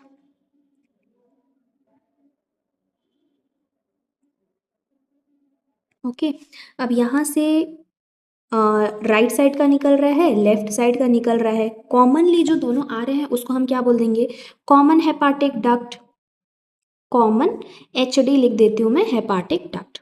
अब यहीं पे क्या प्रेजेंट है लीवर के जस्ट नीचे? Gall bladder. Okay, so this is gall bladder. अब गॉल ब्लैडर भी बाइल को सिक्रेट करके रख रखा है, बाइल को स्टोर करके रख रखा है। अब गॉल ब्लैडर भी क्या करेगा, जो स्टोर किया हुआ बाइल है उसको रिलीज करेगा by the cystic duct. Gall bladder का डक्ट को हम क्या बोलते हैं, सिस्टिक डक्ट बोलते हैं।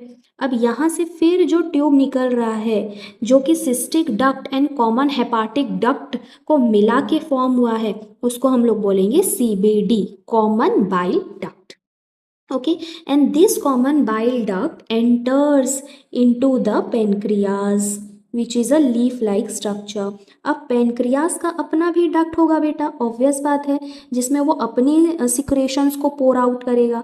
तो पेनक्रियाटिक के डक्ट को हम बोलेंगे pancreatic duct and this is pancreas. Okay, now यहाँ जो CBD लेके आया है अपना सिक्रेशन, वो आके किसको पोर करेगा, पेनक्रियाटिक डक्ट को पोर करेगा। फिर पेनक्रियाटिक डक्ट का पेनक्रियाटिक सिक्रेशन के साथ मिल्स के वो दोनों जाएंगे to pour into the duodenum. और यहाँ जो ये फॉर्मेशन हो रहा है दोनों की कम्बिनेशन से उसको बोला जाएगा हेपेटो पेनक्रियाटिक डक्ट, जो कि फिर सिक्रेशन कैरी कर रहा है to the duodenum of the small intestine. Clear. ना क्या होता है कि यहीं पे ये जो डक्ट फॉर्म हो रहा है यहीं पे प्रेजेंट रहता है एक स्पिंचर जिसको बोला जाता है sphincter of Oddi. Basically sphincter of Oddi का काम क्या है, it regulates the secretion of the hepatopancreatic duct to pour into the duodenum. Okay, और यहीं पे प्रेजेंट रहता है एक स्वेलन स्ट्रक्चर जिसका नाम है ampulla of waiter. Ampulla waiter का काम क्या है बेटा, तो वो क्या करता है कि वो एक ऐसा स्ट्रक्चर है जो कि प्रेजेंट है जहाँ पे common bile duct and pancreatic duct join कर रहे हैं आपस में। It is that place which is present at the area where the common bile duct and pancreatic duct join. Okay, I hope आप लोग को समझ आया। ठीक है, डायग्राम थोड़ा उतना क्लियर मे बी आप लोग को नहीं दिख रही होगी, बट मैंने ट्राई किया है कि आप लोग को चीज़ें समझ आ जाए इस डायग्राम से। नेक्स्ट वही चीज़ें यहाँ पे लिखा गया है कि लीवर से जो हेपेटिक डक्ट्स निकल रहे हैं वो आपस में फॉर्म करते हैं कॉमन हेपेटिक डक्ट। फिर वो कॉमन हेपेटिक डक्ट कंबाइन कर रहा है गॉल ब्लैडर के सिस्टिक डक्ट के साथ और वो लोग आपस में क्या फॉर्म कर दे रहे हैं, कॉमन बाइल डक्ट। अब common bile duct pancreatic duct के साथ यूनाइट हो रहा है टू फॉर्म हेपेटोपेनक्रियाटिक डक्ट, जो कि फिर जाके डुओडेनम में ओपन हो रहा है and that is guarded bye sphincter of OD which regulates the flow of hepatopancreatic secretion in the duodenum. I hope you are clear up to this. Now externally अगर हम देखें तो liver is covered by serous capsule and internally it is covered by Glisson's capsule. Also liver is made of many polygonal cells. Okay बेटा, तो ये ना थोड़ा polygonal होगा, अब थोड़ा हो जाता है बेटा, क्या बोलूँ, आप लोग थोड़ा कंसिडर कर लिया करो। हालांकि कहीं कुछ अगर टाइपिंग मिस्टेक हो जाता है तो मैं आप लोग को बता ही देती हूँ, ऐसा तो नहीं है, बट ठीक है हम चला लेंगे ना बेटा, इतना तो हम चला ही सकते हैं ना। ओके, तो liver is made of many polygonal cells जिसको कि हेपेटोसाइट्स बोला जाता है। Also hepatosinusoids are lined by endothelial cells और Kupffer cells which are phagocytic in nature. तो आपको ये बात भी याद रखनी है कि लीवर में कुछ फेगोसाइटिक सेल्स प्रेजेंट रहते हैं जिनका नाम है Kupffer cells. Again they have a role in immune response. Then liver का काम क्या है, तो मल्टीफंक्शनली नेचर है, बहुत सारा काम कर रहा है लीवर। इमल्सिफिकेशन ऑफ फैट्स, मतलब फैट्स का ब्रेक डाउन करवाता है, डिटॉक्सिफिकेशन करवाता है, glycogenesis, glycogenolysis, gluconeogenesis, deamination, urea synthesis, phagocytosis, haemopoiesis and help in blood clotting and enzyme secretion. Okay, तो आई थिंक आप ये सब वर्ड्स का मीनिंग आपको पता होगा। ग्लाइकोजेनेसिस, जेनेसिस वर्ड का मतलब होता है बेटा formation, that means formation of glycogen. Glycogenolysis, lysis का मतलब होता है डिग्रेडेशन और breakdown, that means breakdown of glycogen molecule to form glucose. Very simple. Glyconeogenesis मतलब होता है बेटा फॉर्मेशन ऑफ ग्लूकोज। जेनेसिस दिया है तो फॉर्मेशन होगा। फॉर्मेशन ऑफ ग्लाइकोजेन और glucose from non carbohydrate compounds like amino acids. Okay. Deamination, deamination का मतलब क्या समझ रहे हो आप लोग?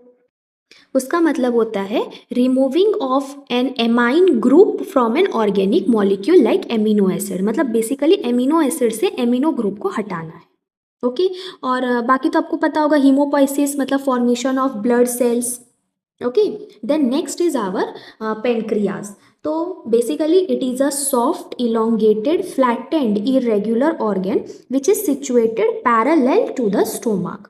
और पेनक्रियास क्या है बेटा? एक हेटेरोक्राइन ग्लैंड है। मतलब क्या है?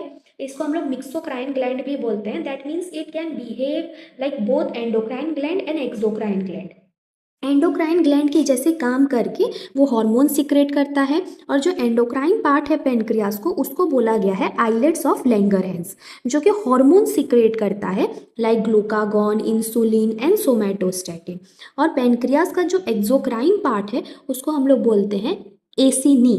और that consist of acinar cells, जो कि पेनक्रियाटिक जूस सिक्रेट कर रहा है, जिसमें कि फिर एंजाइम्स प्रेजेंट रहते हैं। Okay. Now granules containing the pancreatic digestive enzymes are known as zymogen granule। Pancreas में कुछ ग्रेन्यूल्स प्रेजेंट रहते हैं बेटा, जिसमें पैनक्रियाटिक जूस या पैनक्रियाटिक डाइजेस्टिव एंजाइम्स प्रेजेंट हैं, जिनको कि हम लोग जाइमोजेन ग्रेन्यूल्स बोलते हैं। ओके। नाउ जो एसिनर सेल्स हैं they secrete 4 types of pancreatic enzymes. What are they? Let's see. First क्या है बेटा? Pancreatic proteolytic. तो प्रोटियोलाइटिक एंजाइम्स ऐसे एंजाइम्स होते हैं जो प्रोटीन को डाइजेस्ट करते हैं। देन एमाइलेज जो कार्बोहाइड्रेट को डाइजेस्ट करेंगे। लिपेज लिपिड डाइजेशन करेंगे। न्यूक्लिएज न्यूक्लिक एसिड डाइजेशन करेंगे। तो फर्स्ट हम देखेंगे कि पेनक्रियास के पास कौन कौन से प्रोटियोलाइटिक एंजाइम्स प्रेजेंट हैं। तो मेनली बेटा 3 प्रोटियोलाइटिक एंजाइम्स प्रेजेंट रहते हैं पेनक्रियाटिक जूस में, which are trypsinogen, chymotrypsinogen and procarboxypeptidase. But all these three enzymes are secreted in their inactive form. आप देखो, अगर वर्ड के पीछे GEN लगा हुआ है या वर्ड के आगे PRO प्रो लगा हुआ है, दैट मीन्स वो इनएक्टिव है। तो उसको हमको क्या करना पड़ेगा? एक्टिव फॉर्म में लाना पड़ेगा फर्स्ट, सो दैट वो एंजाइम अपना काम कर सके। ओके। तो ये लोग कैसे काम करते हैं बेटा? तो ये स्लाइड में मैंने बहुत ब्यूटीफुली हर चीज़ को लिख दिया है। यहाँ पे हम लोग बात करेंगे तीनों प्रोटियोलाइटिक एंजाइम्स का, जिसमें फर्स्ट वन क्या है? ट्रिप्सिनोजेन। ओके। तो ट्रिप्सिनोजेन इनएक्टिव फॉर्म में है, अब उसको हमको एक्टिव फॉर्म में लाना है। और ट्रिप्सिनोजेन का एक्टिव फॉर्म क्या है बेटा? ट्रिप्सिन। तो ट्रिप्सिनोजेन को ट्रिप्सिन में कन्वर्ट करा जाता है by the help of enterokinase. Again, enterokinase is an enzyme which is secreted by the duodenum. Duodenum secrete करता है बेटा एंटेरोकाइनेज एंजाइम को, और उसका काम है वो ट्रिप्सिनोजेन को ट्रिप्सिन में कन्वर्ट कर देगा। अब जो ट्रिप्सिन बन गया है वो ट्रिप्सिन आगे जाके क्या करेगा? बाकी बचे कुचे जितने ट्रिप्सिनोजेन हैं उन सबको वो क्या करेगा? कन्वर्ट करते जाएगा to their active form trypsin. यानी यहाँ लिखा है trypsin acts as an auto catalyst. That means वो बाकी अपने ही बाकी ट्रिप्सिनोजेन को कन्वर्ट कर रहा है ट्रिप्सिन में। और फिर ट्रिप्सिन हो गया एक्टिव फॉर्म, तो ट्रिप्सिन क्या करेगा? प्रोटीन को डाइजेस्ट कर देगा into peptones and proteoses. But trypsin require an alkaline pH. तो आपको ये चीज़ समझनी है कि स्टोमक का जो एनवायरनमेंट होता है वो एसिडिक एनवायरनमेंट होता है, बट जो स्मॉल इंटेस्टाइन का एनवायरनमेंट होता है that is alkaline. Small intestine में सब काम तभी हो पाएंगे डाइजेशन के जब वहाँ पे अल्कालाइन पीएच मेंटेन हो रहा है। ओके। और यही अल्कालाइन पीएच को कौन मेंटेन करता है बेटा? तो बाइल जूस हो गया, पैनक्रियाटिक जूस, ये सब जूस ही क्या करते हैं? अल्कालाइन नेचर को मेंटेन कर रहे हैं inside the small intestine. Then next proteolytic enzyme is chymotrypsinogen, जो कि इनएक्टिव फॉर्म में है। उसको कन्वर्ट करा जाएगा into chymotrypsin again bye the help of trypsin enzyme. और फिर काइमोट्रिप्सिन क्या करेगा बेटा? जितनी प्रोटीन्स हैं उनको डाइजेस्ट करके ब्रेक डाउन कर देगा into peptones and proteoses. Then next proteolytic enzyme is pro carboxypeptidase, again जो इनएक्टिव फॉर्म में है उसको भी बेटा आएगा ट्रिप्सिन और कन्वर्ट कर देगा into active form which is carboxypeptidase, and then that carboxypeptidase will digest the protein into smaller polypeptides plus amino acids. Okay यही चीज जो यहाँ पे इतने ब्यूटीफुली मैंने लिखा है वही चीज यहाँ पे लाइन टू लाइन लिखा हुआ है जो कि आप लोग पढ़ लेना. ओके देन नेक्स्ट एंजाइम क्या है बेटा, पेनक्रियाटिक एमाइलेज. तो like salivary amylase, pancreatic amylase is also secreted in the active form. अब बेटा पेनक्रियाटिक एमाइलेज अपने किसी भी इनएक्टिव फॉर्म में सिक्रेट नहीं होता, वो डायरेक्टली अपने एक्टिव फॉर्म में सिक्रेटेड है. जैसे कि सलाइवा में सेलिवरी एमाइलेज कार्बोहाइड्रेट डाइजेशन करवाता है, वैसे पेनक्रियाज का पेनक्रियाटिक एमाइलेज क्या करेगा, जितने भी पॉलीसैकेराइड्स हैं उनको ब्रेक डाउन करके बना देगा disaccharide, and one of the disaccharide is maltose. Okay तो मैल्टोज तक वो क्या करेगा, कन्वर्ट कर देगा. Next one is pancreatic lipase. Now lipase enzyme क्या करेगा बेटा, लिपिड डाइजेशन करेगा, यानी जितने भी ट्राइग्लिसराइड्स हैं उनको ब्रेक डाउन करके monoglycerides plus free fatty acids form कर देगा. ऑल्सो लिपिड डाइजेशन के लिए और भी एंजाइम्स प्रेजेंट होते हैं पेनक्रियाटिक जूस में, जैसे कि कोलेस्ट्रॉल एस्टरेज जो कि क्या करता है, हाइड्रोलाइसिस करेगा कोलेस्ट्रॉल एस्टर्स का. और एक एंजाइम है फॉस्फोलाइपेज जो कि स्प्लिट्स करता है फैटी एसिड को फ्रॉम फॉस्फोलिपिड, यानी फॉस्फोलिपिड को ब्रेक कर रहा है एंड फॉर्म कर रहा है fatty acids. Next enzyme is nuclease. That means it is that enzyme which will digest the nucleic acid. So nuclease is of two type, ribonuclease which will digest RNA and deoxyribonuclease which will digest DNA. Okay but मैंने जैसे बोला कि सारे pancreatic enzymes alkaline environment में ही काम कर पाते हैं, और वो जो अल्कालाइन एनवायरनमेंट है वो कौन प्रोवाइड कर रहा है, bile juice and pancreatic juice. Okay देखो लिखा है द अल्कालाइन फ्लूइड यानी sodium bicarbonate rich is secreted by pancreatic duct cells into the duodenal lumen. तो पेनक्रियाटिक डक्ट सेल्स क्या करते हैं, जो भी अल्कालाइन फ्लूइड को सिक्रेट कर रहे हैं जिसमें कि सोडियम बाइकार्बोनेट प्रेजेंट है, उसी के कारण क्या हो रहा है, पूरे इंटेस्टाइन का एनवायरनमेंट अल्कालाइन हो पा रहा है. ओके देन नेक्स्ट अगर हम देखें कि पेनक्रियाटिक सिक्रेशन में secretin hormone and cholecystokinin hormone का क्या रोल है. Okay what is their role, हम ये देखेंगे. तो सिक्रेटिन क्या करता है बेटा, स्टिमुलेट करता है डक्ट सेल्स को जो कि प्रेजेंट है पेनक्रियाटिक डक्ट्स में, so that they can secrete bicarbonate rich aqueous fluid. अभी हम पढ़े कि पेनक्रियाटिक डक्ट सेल्स ऐसे अल्कलाइन फ्लूइड को सिक्रेट कर रहे हैं ड्वेडेनम में जिसमें कि बाइकार्बोनेट आयंस प्रेजेंट रहते हैं जो कि अल्कालाइन नेचर को क्रिएट कर पा रहे हैं इंटेस्टाइन में. तो वो सब काम कौन करता है, सिक्रेटिन. ओके ऑल्सो वो बाइल सिक्रेशन को भी स्टिमुलेट करता है. अब सीसीके हार्मोन का काम क्या है, तो वो पेनक्रियाज के एसिनर सेल्स के ऊपर काम करते हैं सो that they can release zymogen granules. Also they help in the production of pancreatic juice which contain pancreatic enzyme. Now zymogen granules क्या है, तो मैंने ये ऑलरेडी बोला, ये एक टाइप के स्टोरेज ऑर्गेनेल्स हैं जो कि एसिनर सेल्स के एक्सोक्राइन पार्ट में प्रेजेंट रहते हैं, जिनका काम क्या है, sorting, packaging and regulated apical secretion of digestive enzyme. Basically ये लोग डाइजेस्टिव एंजाइम्स के सिक्रेशन या प्रोडक्शन में हेल्प कर रहे हैं, ये ऐसे ग्रेन्यूल्स हैं. Then last is gall bladder. Now liver तो बेटा देखो कंटिन्यूअसली बाइल को सिक्रेट कर रहा है इवन बिटवीन मील्स. अब बाइल जो इसका काम कब है, जब हम खाना खा रहे हैं उसके डाइजेशन के लिए काम है. जब हम कोई खाना नहीं खा रहे हैं तो बाइल जूस का कोई काम भी नहीं है to enter inside the small intestine. But liver without any stoppage continuously secrete करता है बाइल को इवन बिटवीन द मील्स. ना वो बाइल को सिक्रेट तो कर रहा है, अब बाइल लीवर के डक्ट से निकल के आप लोग मतलब समझो इस चीज को, एंटर कर गया है ड्वेडेनम में, हेपेटोपेनक्रियाटिक डक्ट में एंटर कर गया है. अब वो ड्वेडेनम में एंटर नहीं करेगा due to presence of sphincter of Oddi. Okay जैसे अभी हम लोग पहले डायग्राम में देख चुके हैं, लीवर से निकला hepatic duct which is carrying bile. Now it will enter into the hepatopancreatic duct to get entered into the duodenum. But it will not enter into the duodenum because of the presence of sphincter of Oddi.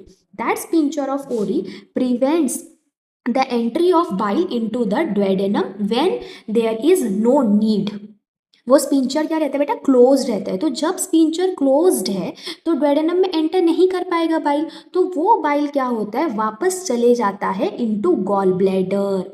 मतलब liver में वापस नहीं जाएगा, gall bladder में चले जाएगा. और फिर गॉल ब्लैडर क्या करेगा, वो बाइल को स्टोर एंड कंसंट्रेट करेगा और रिलीज करेगा into the duodenum when there is need, when there is requirement of digestion process. Okay तो गॉल ब्लैडर एक pear shaped muscular sac like structure है जो कि लीवर के जस्ट नीचे ही प्रेजेंट रहता है. Under the surface of liver it is present. तो आप लोग को एक चीज़ ये याद रखनी है कि जो बाइल गॉल ब्लैडर में आ रहा है for storage, that is not transported directly from the liver. Actually में तो वो बाइल लीवर से निकल रहा है to go into to duodenum, but because the sphincter of Oddi is close, it ultimately diverted back into the gall bladder. Okay, now after a meal, when need arises, suppose आप लोगों ने खाना खा लिया, अब डाइजेशन का requirement है, अब बॉडी में डाइजेशन होना है, तो बाइल को एंटर करना पड़ेगा into the duodenum by hepatopancreatic duct. तो उस टाइम क्या होता है बेटा, the sphincter of Oddi will relax so that sphincter of Oddi will open. उसके बाद गॉल ब्लैडर कॉन्ट्रैक्ट होगा so that bile will be release from the gall bladder into the duodenum. Plus liver is continuously secreting the bile juice. Now per day अगर हम देखें तो amount of bile which is secreted is about 250 ml to 1 litre. हालांकि it can vary upon the stimulation. Now bile juice में क्या present रहता है, तो primarily it is composed of water, bile salts, cholesterol and bilirubin. Bilirubin is bile pigments. Okay, और एक bile pigment होता है बिलीबर्डिन. और बाइल जूस का मेन फंक्शन क्या है, तो to emulsify fat, that means to break down the large molecules of fat into smaller molecules and to eliminate the waste products like bilirubin and cholesterol from the body. Okay, I hope आप लोग को चीज़ें समझ आई है यहाँ तक. अगर आप लोग को कोई भी डाउट है तो आप लोग प्लीज़ मुझसे कमेंट में पूछिए. मैं जितना हो सके सबके कमेंट का रिप्लाई करती ही हूँ. और एक बात, वीडियोस आने में थोड़े लेट हो रहे हैं अभी, क्योंकि मैं ये चाहती हूँ कि मैं जो भी वीडियो बनाऊँ वो एक तरीके से परफेक्ट हो आप लोग के लिए, आप लोग को अच्छे से चीज़ें समझ आ सके. इसीलिए थोड़ा लेट हो रहा है बेटा, बट जो भी हो रहा है वो सब अच्छा ही हो रहा है. आई होप आप लोग को वीडियोस बहुत पसंद आ रही हैं. अगर ऐसी है बात तो प्लीज़ आप लोग लाइक कीजिए, वीडियो को सब्सक्राइब कीजिए, शेयर कीजिए अपने फ्रेंड्स लोग के साथ. ऑल्सो पिछले कुछ वीडियोस में बच्चों ने कमेंट किया था फॉर नोट्स, तो बेटा उस चीज़ पे भी काम अभी चल रहा है. वेरी शून आप लोग को लिंक शेयर किया जाएगा जहाँ से आप लोग नोट्स ले सकें लेक्चर्स के. ऑल्सो अगर आप लोग देखेंगे तो यहाँ पे मैं जितना भी स्लाइड शो कर रही हूँ वो भी आप लोग एज अ नोट्स यूज़ कर सकते हो, कोई दिक्कत नहीं है. बट फिर भी प्रॉपर नोट्स के लिए काम हो रहा है एंड सुन आपको उस चीज़ का लिंक मिल जाएगा, तो don't worry about it. Rest आप लोग को कोई भी प्रॉब्लम है आप लोग कमेंट कीजिए, we will work on it. और ये लेक्चर थोड़ी लंबी हो गई है I know, but because it's a long question और मैं चाहती थी कि आप लोग को मैं सब चीज़ अच्छे से समझा सकूँ for life time, not just for an examination. इसीलिए थोड़ी लंबी हुई है. आई होप आप लोग को अच्छा लगे video. Thank you, keep learning and bye.